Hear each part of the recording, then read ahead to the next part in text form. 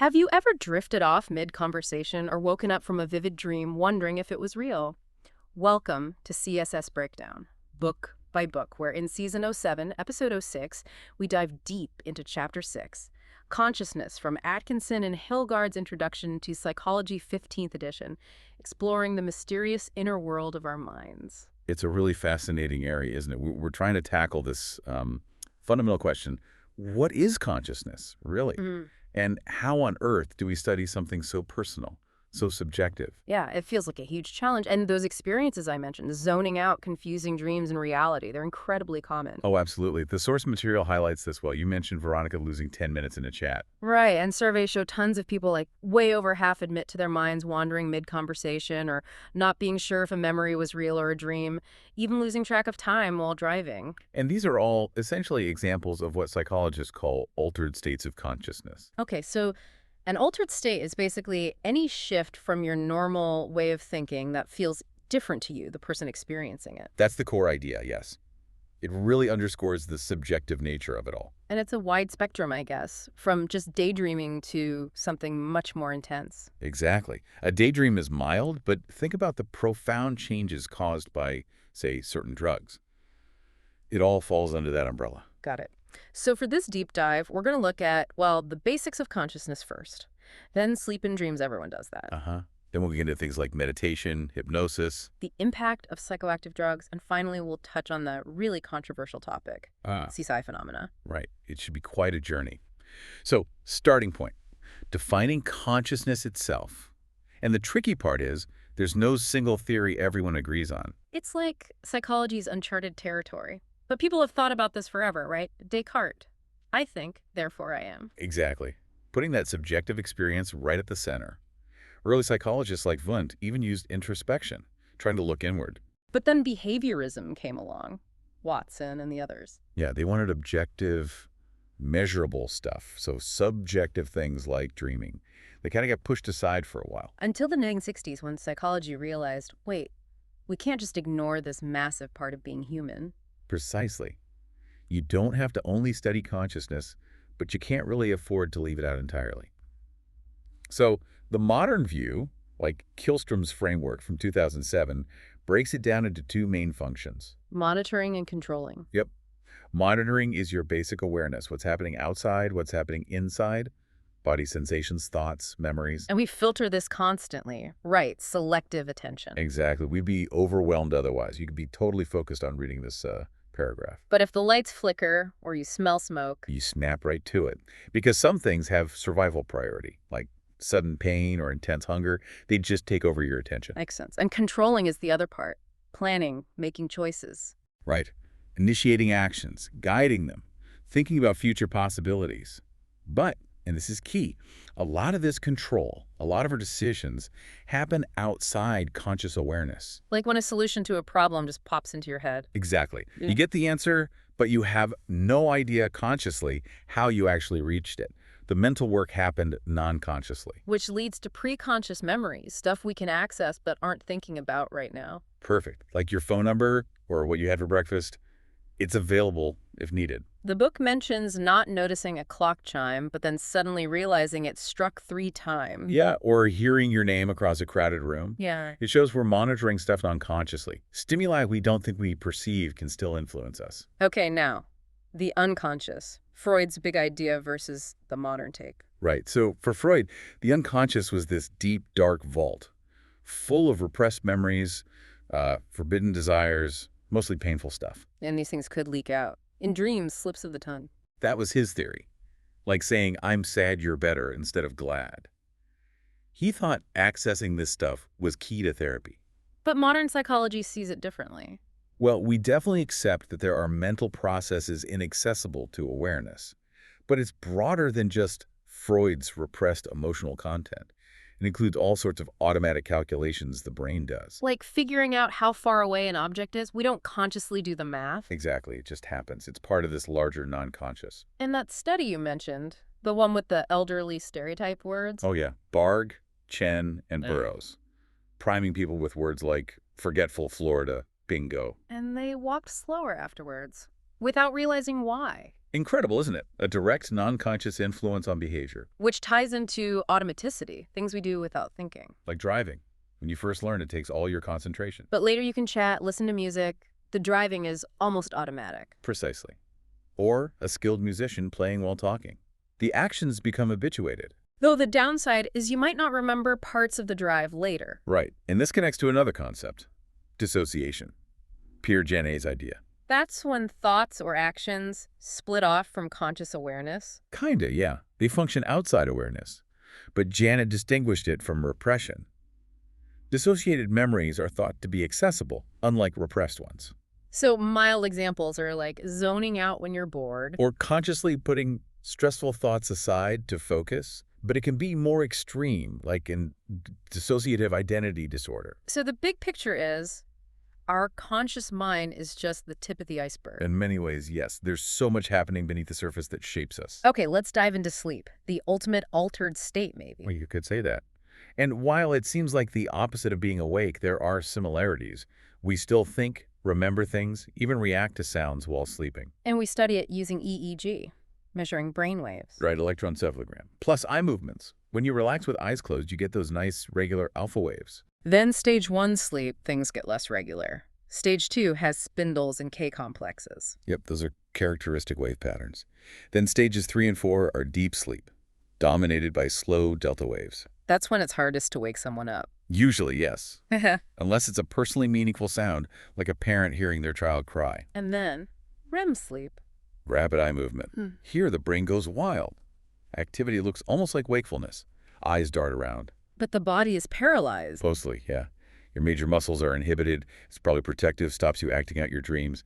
The brain areas involved in emotion are also very active. And we cycle through these stages all night. Typically, yes. Down into deep sleep early on, then cycling between NREM and REM. REM periods get longer towards the morning. Does this change as we age? Significantly. Yeah. Newborns spend about half their sleep in REM. Adults, maybe 20–25%. Older adults tend to get less deep sleep, stages 3 and 4, and wake up more often. What about dreams? Do we only dream in REM? Mostly, especially the vivid narrative dreams. About 80% recall from REM awakenings. But you can have dreamlike thoughts in NREM too, maybe 50% recall. Just less visual and emotional. So people who say they never dream. They probably just don't remember them. Recall depends a lot on waking up without distractions right after the dream. Keeping a dream journal can really help. Do dreams happen in real time? Often, yes. The perceived duration matches real time fairly well. And lucid dreaming, that's being aware you're dreaming. Yeah, and sometimes even being able to influence the dream. Like deciding to fly or changing the scene. It's cool, but pretty rare for most people. Can we actually control what we dream about? Evidence is limited. Maybe subtle influences like wearing red goggles, tinting dreams red. But real control, not so much. Nightmares are common, though. Okay, theories of dreaming. Freud's royal road to the unconscious. That's the famous one. He saw dreams as disguised wish fulfillment. The unacceptable wish, the latent content, gets transformed by dream work into the story you remember, the manifest content. To protect the sleeper from anxiety. That was the idea. The censor disguised it. Modern psychology is skeptical about this specific dream work and wish fulfillment idea, but generally agrees dreams are meaningful and often reflect emotional concerns. What are some other perspectives? Well, Evans suggested REM is offline, processing time for the brain, sorting and storing information. Dreams are like glimpses of that. Hobson compared dreaming to delirium, visual, illogical, poor memory after. Right. Cartwright thought maybe dreams help with problem solving, but that's debated. And the continuity theory, Domhoff. That one suggests dreaming is basically thinking in a different biochemical state. Our dreams reflect our waking thoughts, concerns, activities, often more negative emotions than positive, actually. So our dream concerns mirror our waking concerns? Largely, yes. Concerns people express in their dreams are the concerns they have in waking life, as the source puts it. Dreams aren't just random noise. Okay, underlying all this is how sleep itself is regulated, the opponent process model. Yeah, Edgar Indemann's model. Two main forces. First, a homeostatic sleep drive. Basically, the longer you're awake, the sleepier you get. This pressure builds up. And the second? A clock-dependent alerting process. That's your internal circadian rhythm, your biological clock. It signals you to be awake at certain times.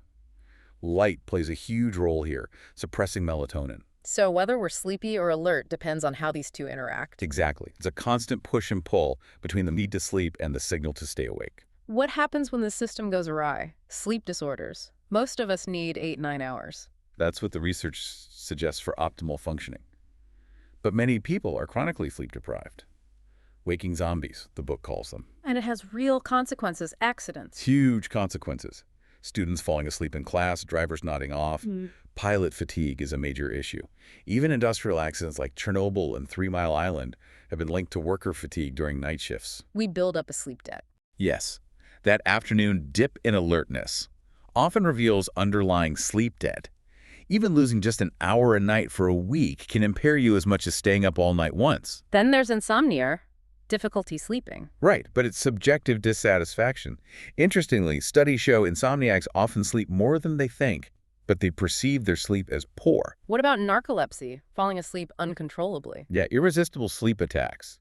It's like REM sleep intruding into wakefulness. Often involves loss of muscle tone, hallucinations. There's a genetic component too. And apnea, stopping breathing during sleep. Yes, either the brain signal fails or the airway collapses. Oxygen drops, causing brief awakenings the person usually doesn't remember. Very common, especially in older men. Can lead to severe daytime fatigue. And sleeping pills are dangerous for apnea sufferers. So basic tips for better sleep. Regular schedule, watch caffeine, alcohol, exercise but not too late, relax before bed. Those are the key ones from the source, yeah.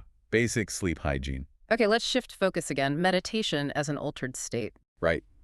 Using techniques like controlled breathing or focusing attention to achieve a state that's often relaxed, maybe a bit mystical, sometimes with a loss of self-awareness.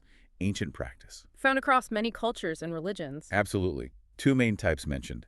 Opening up meditation, where you let thoughts flow without getting attached, and concentrative meditation, where you focus intensely on one thing, like a vase or a mantra. And concentrative meditation can lead to altered perceptions, time feeling shorter. That's what practitioners report, along with feeling pleasant and less distracted. And research actually supports some benefits. Like reducing anxiety, improving mood. Yes, studies show reduced negative feelings, increased positive brain activity, even boosted the immune system after several weeks of practice. Might be simple relaxation or learning to manage thoughts better. Which brings us to neuroimaging. Can we see consciousness? Well, we can see brain activity associated with it, using fMRI, EEG, PET scans to look at brain function during different states, sleep, meditation, even coma. And comparing expert meditators to beginners. Fascinating stuff. In focused attention meditation, experts showed more activation in attention networks. Novices showed more activity in error detection areas. They were struggling more to stay focused. What about loving kindness meditation, generating compassion? Experts showed greater activity in areas linked to positive emotion and even planning movement, suggesting a deeper processing and maybe even a readiness to act on those compassionate feelings. Wow. So practice can actually change brain function. That's the implication, which opens doors for potential therapies, training the brain. But it's still not a direct mind-reading tool. No, not yet anyway. We see the brain activity, but we still need the person's report of their subjective experience. It's a huge step forward in correlating mind and brain, though. Okay, next up, hypnosis, another altered state. Defined as a responsive state where a willing person gives up some control to the hypnotist and accepts distortions of reality. It's not always about relaxation, right? Yeah, it can be hyper-alert, too. The hypnotist helps create the conditions. Key features include less planning, highly selective attention. Enriched fantasy, reduced reality testing. Increased suggestibility, though that's debated, and often post-hypnotic amnesia, forgetting what happened until a signal. Does it work for everyone? No, susceptibility varies. About 5–10% seem unhypnotizable, but for those who are, it's usually pretty consistent. What kinds of things can happen under hypnosis? Controlling movement, hands feeling drawn together, arm feeling stiff. Post-hypnotic responses, doing something later and rationalizing it, like opening a window because it felt stuffy when the trigger was the hypnotist taking off glasses. And forgetting things. Post-hypnotic amnesia. Yep. Forgetting the session until a cue word. It's not erasing memory, more like blocking retrieval temporarily. Hallucinations, too. Seeing things that aren't there. Or not seeing things that are. Exactly. Positive hallucinations, like seeing a talking rabbit. Negative ones, like not feeling pain.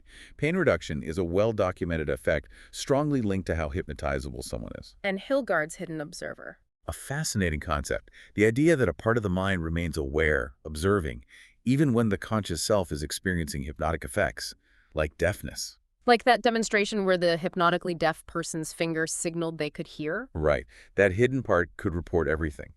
It suggests a kind of divided consciousness, maybe like driving while talking.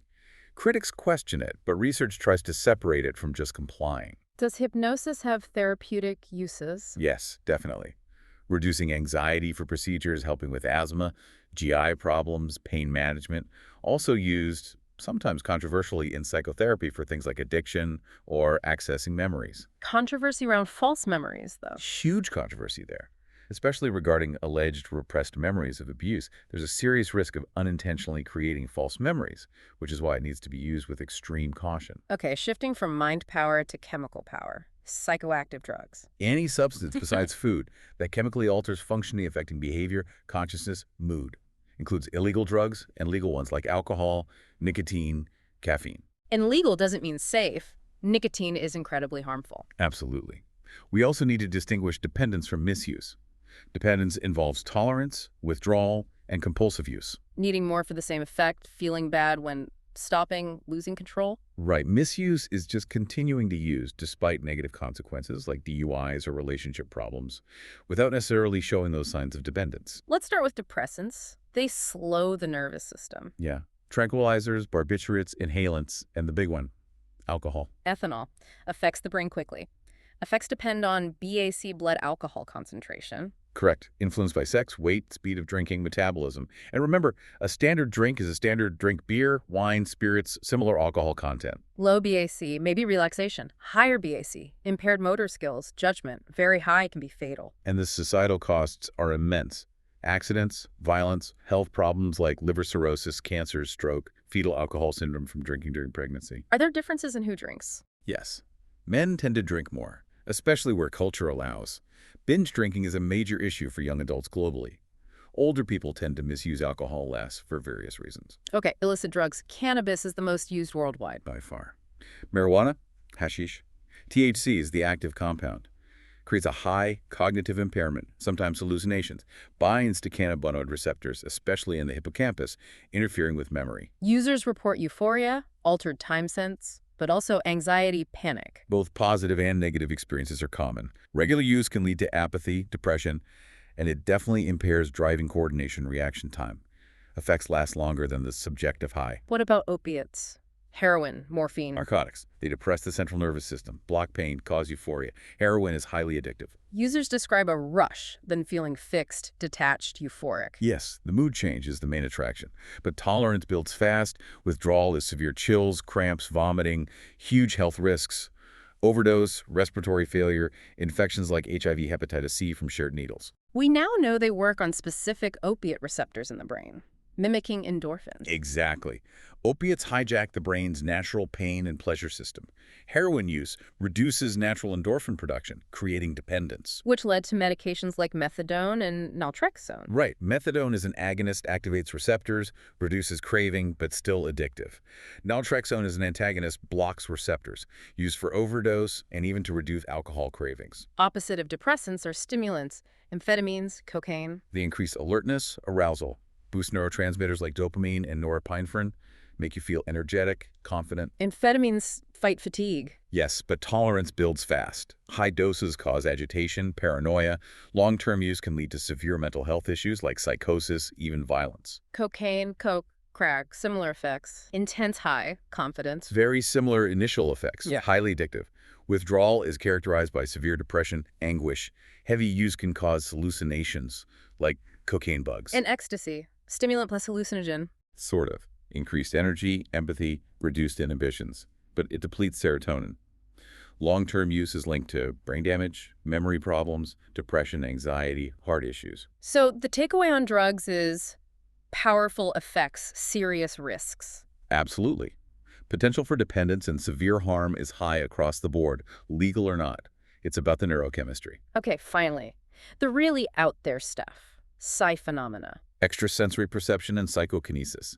Parapsychology studies these claims, acquiring info without senses or influencing events with the mind. ESP includes telepathy, clairvoyance, precognition. Right. Mind-to-mind communication. perceiving hidden objects, knowing the future. PK is mind over matter, like influencing dice rolls. Highly controversial. What's the experimental evidence look like? The ganzfeld procedure. That's been a major focus. Isolating a receiver, having a sender focus on a target image. Receiver tries to pick the correct target from 4 options. And the results? Better than chance. Meta-analyses, like the one by Bem and Otterton, found receivers pick the right target about 38% of the time, where 25% is chance. Statistically significant. Very low probability of it being just luck. But huge debate, right? Hyman versus Otterton. A classic scientific debate. They agreed on the numbers, but disagreed strongly on what they meant. Criticisms include the replication problem. Hard to consistently reproduce results. That's a big one. Critics say psi effects aren't reliable.